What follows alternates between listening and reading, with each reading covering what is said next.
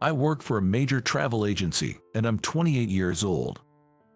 My name is James. My wife, Lisa, is the same age as me. We met during our student years, started dating, and got married after we began our careers. Even after marriage, we decided to continue working until we had children, so Lisa kept her job at the bank where she worked before we got married. After finishing my usual customer service tasks, I was doing some paperwork when a new customer walked in. Instinctively, I greeted them and headed towards the entrance, only to find Lisa, who was supposed to be at work, and a man I didn't recognize standing beside her. The two of them were cozily nestled together, like a couple. Come on, this can't be happening. I had always believed that infidelity was something that would never touch my family. But that belief was my mistake. We had been married for 3 years. We had been trying for a baby since right after we got married, but had not been successful. Work got busy, I got a promotion, and our time together dwindled. I would often come home late, help out at other stores, or work on weekend, and our opportunities for quality time together became rare. I started to fall asleep from exhaustion more often, and naturally, trying for a baby became a lower priority. Lisa had always talked about wanting children, and I felt guilty about it. So, I decided to have a serious conversation with her after dinner. Hey, there's something I want to talk about. It's about having kids. What's up? You've always said you wanted kids, but I've been so busy lately. I want to be more supportive, but with the promotion and the busy season coming up. I see, it can't be helped. You're doing great at work. Yeah, sorry about that. It's okay, it's not your fault. I had gathered my courage to discuss this, but that was the end of the conversation for Lisa. I was happy that she seemed to understand my busy schedule, but in hindsight, her response was too casual for someone who had always wanted children. I should have realized something was off then. Lisa had always been meticulous about her appearance because of her job at the bank, but even I, who couldn't tell the difference between makeup trends, noticed that her style, hair, and overall vibe had changed. She seemed to have become more polished and attractive. I once commented, "You've been dressing up a lot lately, what's up?" Is that bad? A beautiful wife makes you happier, right? She replied. Honestly, Lisa was beautiful, and thinking of her as my wife made me even happier. I convinced myself that she was doing all this for me and fell for her even more. But now, I realized that her sudden change was too drastic. After the peak season, when the foot traffic at the agency settled down, I managed to leave work a bit earlier than usual. Lisa usually finished work before me and rarely worked overtime, so she was typically home before me. However, one day, I came home to find the lights off. Lisa wasn't home yet. I thought it was unusual but didn't think much of it. However, this started happening more frequently, and Lisa's return time got later and later. When I texted her, she often took a while to reply. Worried, I asked, "You've been coming home late recently. Did something change at work?" She sighed and said, "Well, it's not exactly a transfer, but my workload has increased. I've been doing nothing but overtime lately. It's getting to me." I knew I wouldn't understand the details of her work, and there might be things she couldn't share. I had been neglecting our efforts to conceive, and since I usually came home later, Lisa had been taking care of most of the household chores and meals. I wondered if I had been putting too much strain on her. Thinking it was time for me to support her, I made up my mind. For my beloved wife. It's tough, huh? I'll do what I can, so let's work through this together. Really, it's been hard lately, so that would be a big help. Thank you.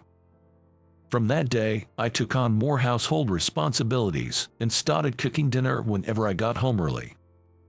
I learned from the internet and cookbooks. And although cooking for someone else was new and challenging for me, I found it enjoyable. It felt like a way to make up for neglecting our efforts to conceive and to give back to Lisa. I even managed to become more efficient with our grocery shopping, though I wouldn't say I reached the level of being frugal. Around this time, our schedules aligned even less, and our intimate life became almost non-existent. Lisa started going out more on weekends, often not returning until late, with various excuses. Gradually, I found myself taking on more of the household duties, including cooking, cleaning, and laundry. But seeing Lisa heading out to gatherings, saying I wanted to get promoted and needed to network, I couldn't bring myself to say anything, considering I had also burdened her with my own ambitions for promotion. Not being familiar with the banking industry, I assumed such networking was crucial, and given her superior performance, I thought it best to let her do as she pleased. A while later, when I ran into one of Lisa's colleagues at the supermarket after work, the conversation took an unexpected turn. Although we weren't close, I knew the colleague from previous outings with Lisa. Good evening. You're Lisa's husband, right? Good evening. Yes, I am. Long time no see. I'm glad I didn't mistake you for someone else. As we made small talk, her colleague mentioned something that caught me off guard. It's really nice that both of you are into cooking. Pardon? I asked, surprised. The colleague looked puzzled. Lisa has been really into cooking lately. It's amazing how she's beautiful, good at her job, and even cooks special dishes for her husband. She even left work on time today to cook. Today as well. Yes, isn't it? Are you out getting some missing ingredients? He asked with a smile.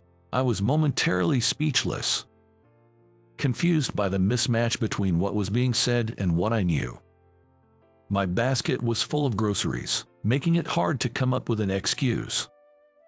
Today, I'm cooking one dish, and, I'm also stocking up for when I cook next. Haha, I managed to say. Still puzzled, I hurried home, half expecting Lisa to be there. But she didn't return until late, as usual. Sorry for being late again. I had something at the convenience store, so I'll eat what you made tomorrow, she said, putting the side dishes I had left out into the fridge. The fridge was mostly stocked with groceries I had bought. I hadn't seen Lisa cooking for a while now. This is when I began to suspect infidelity. Though I started to doubt Lisa, I wasn't sure what to do at first. Wanting concrete evidence, I eventually decided to hire a detective to investigate her for possible infidelity, setting the investigation period for 1 month. Unable to take time off work and with our dates becoming a rarity, I spared no expense, hoping for a clear resolution. While I had a detective working on the case outside, I decided to do some investigating of my own at home, albeit with a sense of guilt. I wondered what I'd do if I found photos or something incriminating, but no new discoveries came to light. I searched in places where things might be hidden, even reaching into the back of the dresser, but found nothing. Maybe it's just my misunderstanding, and she's really just busy with work. While meticulously searching everywhere, I found something unfamiliar at the bottom of the bedroom trash can. It was a strip of pills.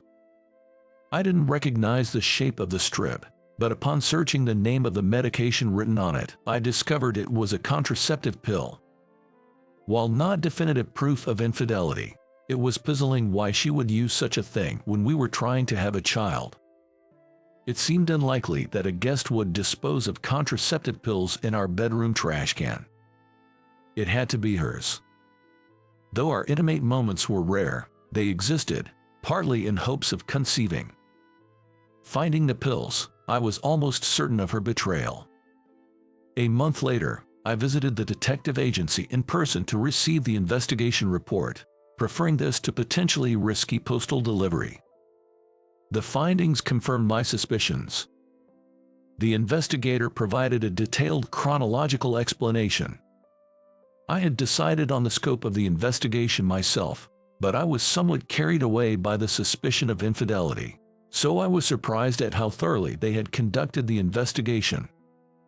It seemed the other party was a senior colleague from her workplace, but I was astounded by how they hadn't noticed being followed, having their conversations recorded, and being clearly photographed.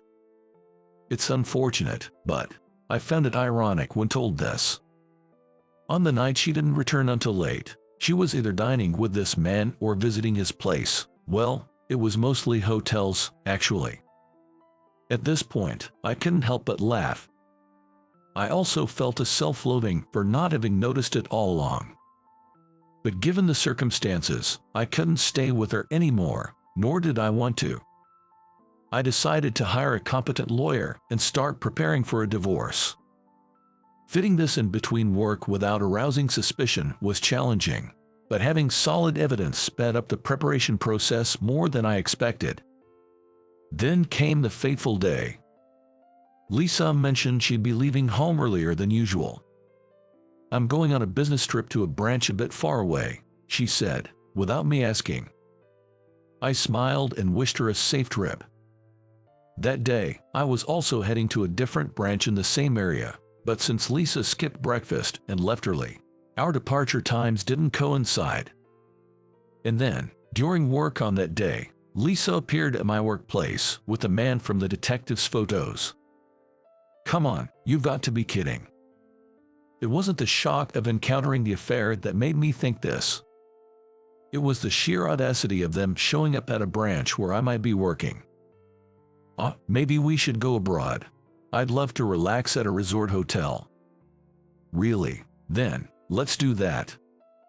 Their sickly sweet voices were unbearable. I intervened with a smile. Have you decided on your travel destination? We can tailor a plan to suit your needs. What? Lisa froze. She stared at me, her face growing increasingly rigid. I guess she only knew about the branch I initially worked at and hadn't kept up with my occasional shifts to other branches. Choosing this branch, of all places, showed a lack of thought. Thank you. My girlfriend and I were just discussing going overseas. Is that so? I'm sure you'll have a wonderful trip. Please, have a seat here. As I offered a seat at the counter, the man sat down without any suspicion, seemingly unaware of Lisa's delayed reaction. Thank you for considering our agency. My name is James. Could you tell me about your preferred destinations and budget? Well, we don't want to go too far because of work, but we're thinking of a resort destination, right? Is there something wrong?